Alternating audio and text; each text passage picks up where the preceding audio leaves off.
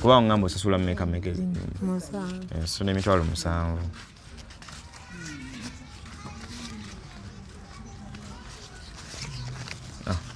Zino nsobola okubalamu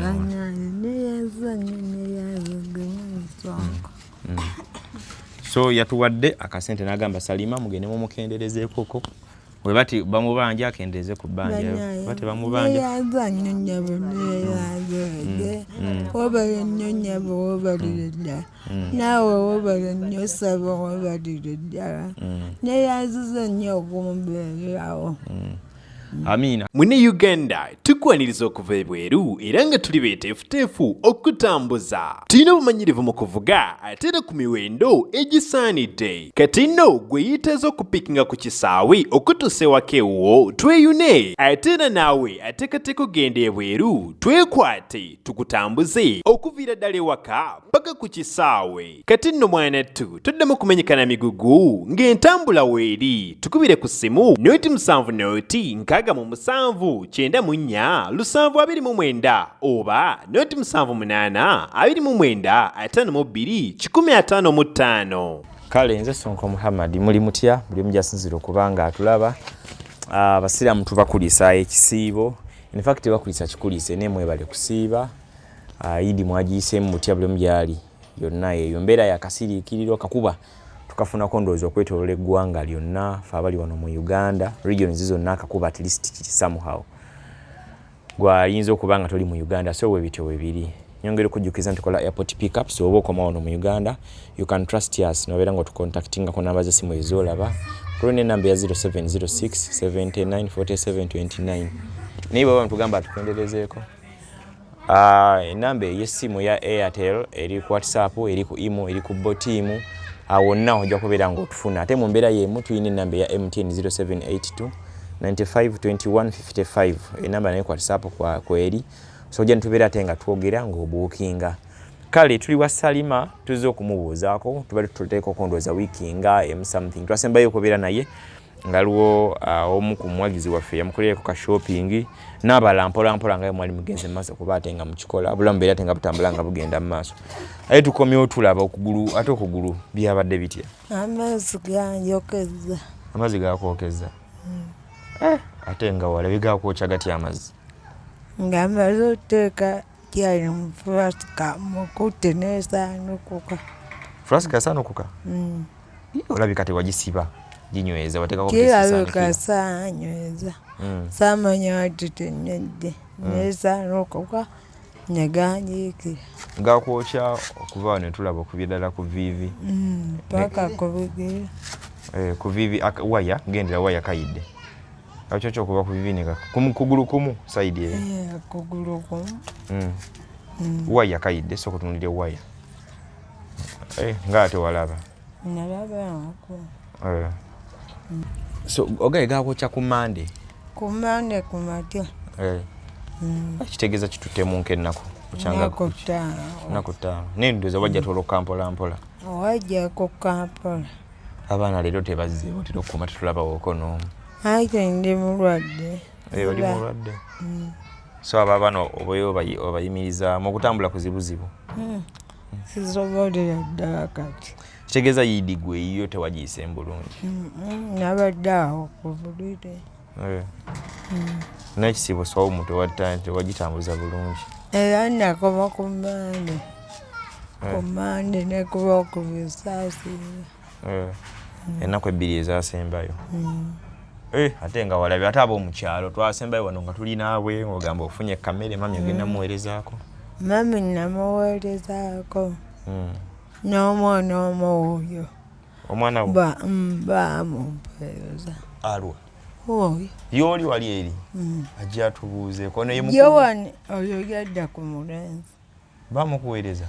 aye lwaki bamugjayo mu kyalo ati nga mmaze okujja zirina nyambako wafuna obuzibu nojja nga tewali wakuyambako se ne baba nga balina okumuweereza wetoloole wali emabega wooli otuule sayidi wali eri wetoloole wali ojja otuule wano so ekyamuleesa like nga tewali akuyambako kitegeeza mwabakubira akasimu nabakuvira yajja atyo okuva ennamusala lwalwo yagenda n'amukimayo weyongere ddala wano ebintu bijeeyo amuteeka ku mmotoka nemuleta paka mu paaka nefuna omutyalo oyo namunona nagenda mu kibuga n'amukima so emmotoka yajja ayogera yajja gubogera naye ku ssimu oyo mukulu ono yajja kwode ono second born kitegeeza weyongere ddala wane wali maama wano oli alime kweyongera mabega were nga tulaba eri waliyo ebyokya nawe ojja kujja oli otya Jendi. yogera nnyo Jendi. gwana erinnya lyo nabbanja Joan osoma kirasi kiggulu P5. olina emyaka emeka Meka mwenda. somero bayire batajja obadde osomera Mbadde nsomera. tomanyi somero gyosomera Nerabidde. esomero ow'emyaka ogambye olina emyaka emeka mwenda newerabira somero gyosomera kati byosoma obimanyi gwe okusomero owa P5 noba tomanyi somero gyosomera Nerabidde. olyerabidde naye ng'osoma kusoma osoma biki basoma subjects zitubuulireko Science. Math. SST. English. n'essomero lyo olyerabidde nga kyewuunyisa osoma n'oyita wali wakomeka taamu ewedde what is science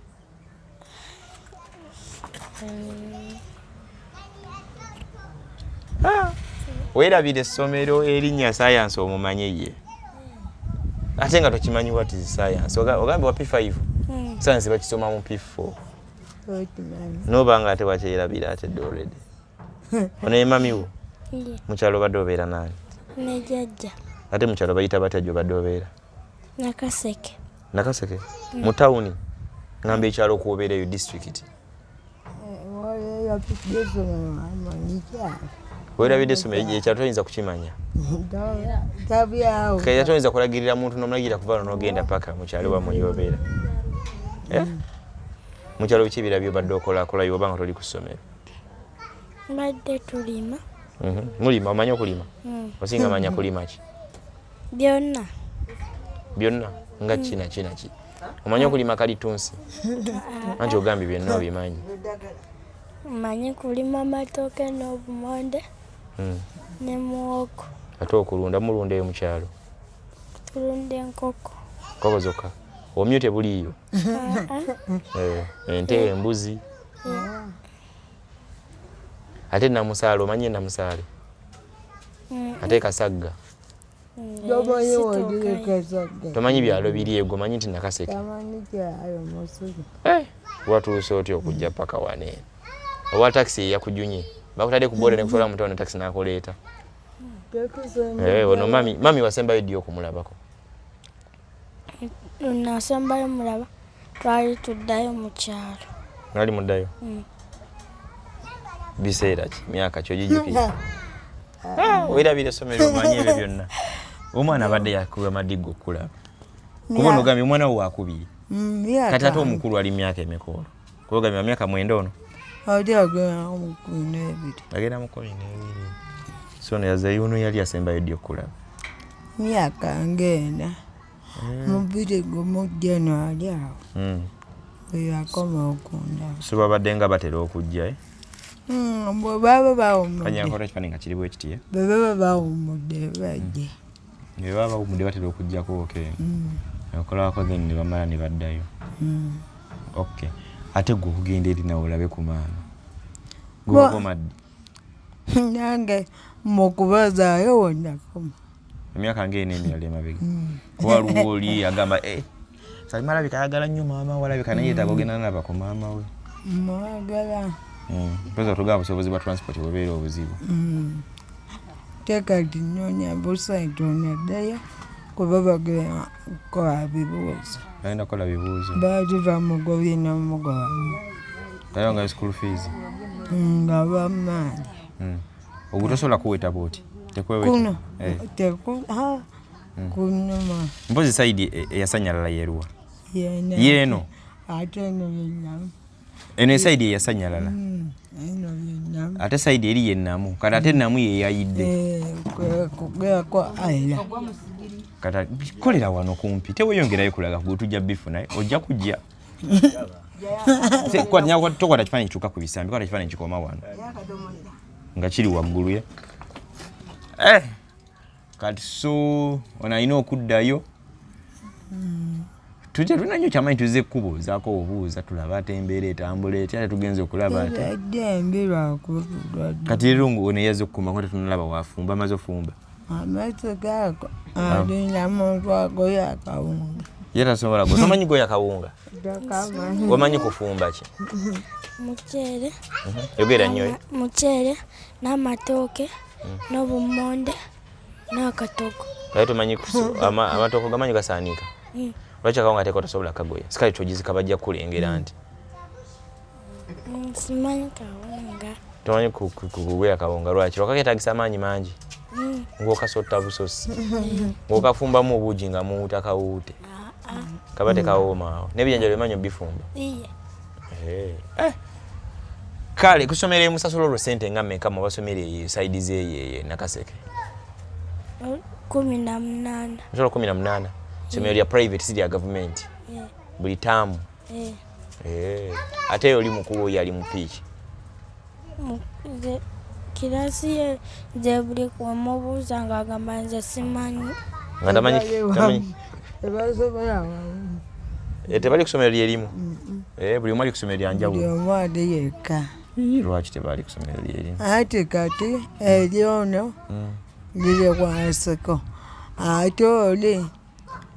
namuteeka mu ssomero ne bamuwaafu basala kuba ayimba muzinyi muyimbi ate azina amanyi okuzina kati baali bawa emitwalo 24 ne baŋŋamba 12 basomera amasomero ga private si ga bisulo kati akasente Salima okanoonyine mpolampola n'okaweerezayo ne babaye ku ssomero oli muyiri bino Salima obulamu bubeerawo obutetenkanya mpolampola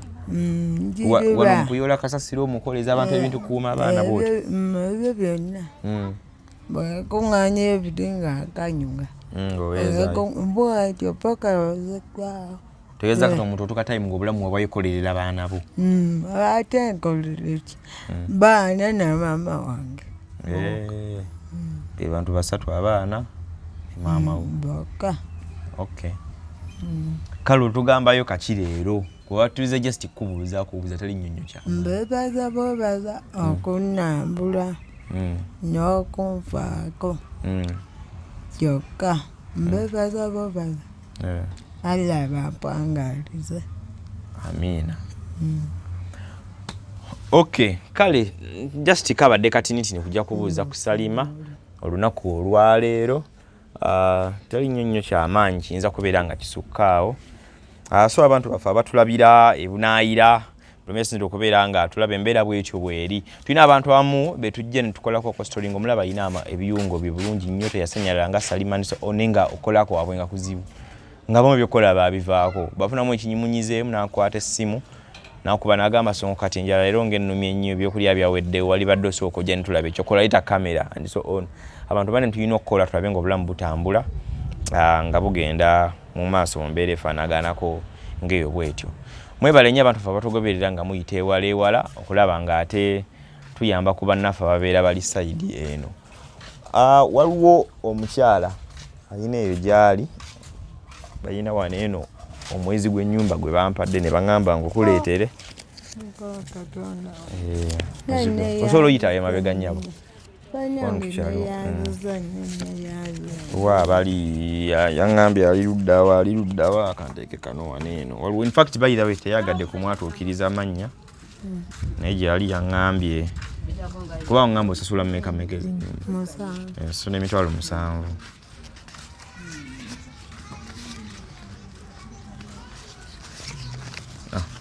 zino nsobola okubalamu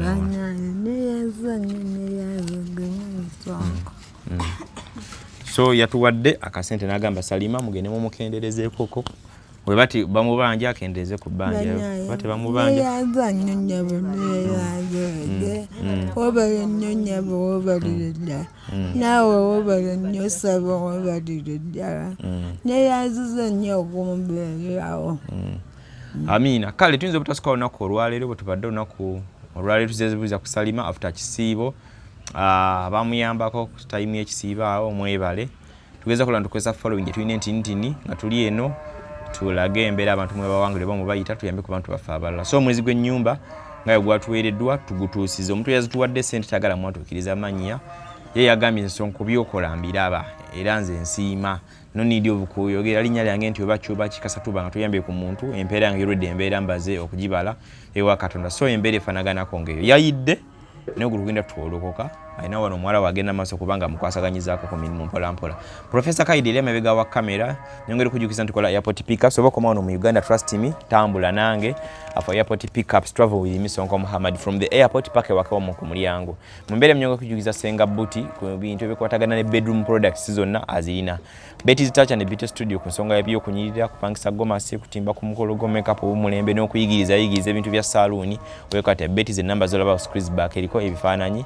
ebya makeup kale akumata 10 mpera assalamu alaikum warahmatullahi wabarakatuh Mune Uganda tukwaniriza okuva ebweru era nga tuli beeteefuteefu okutambuza tulina obumanyirivu mu kuvuga ate era ku miwendo egisaanidde kati nno gwe yiteeza okupikinga ku kisaawe okutuusa ewaka ewuwo tweyune ate era naawe ateekateeka ogenda ebweru twekwate tukutambuze okuviira ddala ewaka paka ku kisaawe kati nno mwanattu toddamu kumenyekana migugu ng'entambula weeri tukubire ku ssimu noti 7 noti 6 9 724 oba noti 78 29 52 155